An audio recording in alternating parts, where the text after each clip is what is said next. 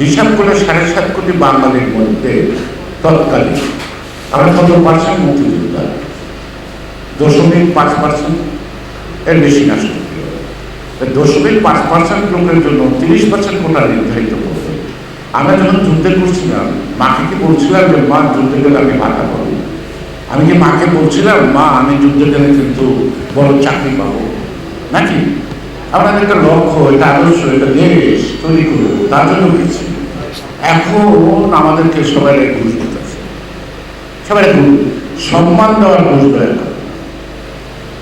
সুতরাং আজকে এই যে মুক্তিযুদ্ধের যে মার্কেটিংটা, চেতনার মার্কেটিংটা, আজকে মুক্তিযুদ্ধের চেতনা, এটা ভালো কথা বলছে, ভালো কথা করার বিচার করতে কোন জায়গায় থেকে বলছে কালকে, সেটা হলো যে এই যে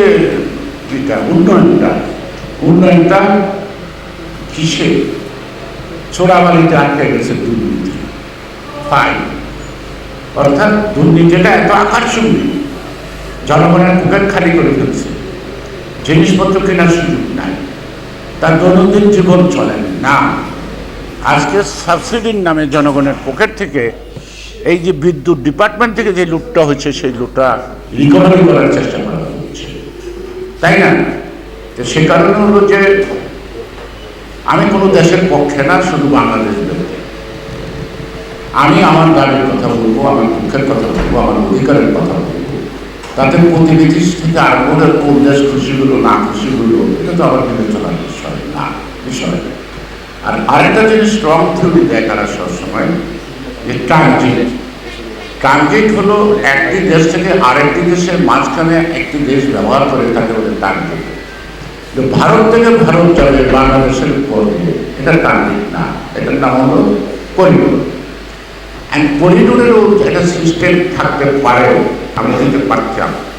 সেই সিস্টেমটা একটা থাকতে হবে। কি সিস্টেম?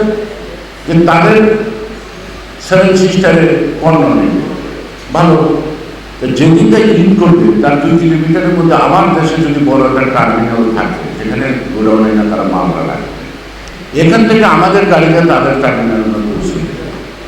তা না হলে এখানে কোনো চেক নাই, সে অস্ত্র নিচ্ছে না পণ্য নিচ্ছে।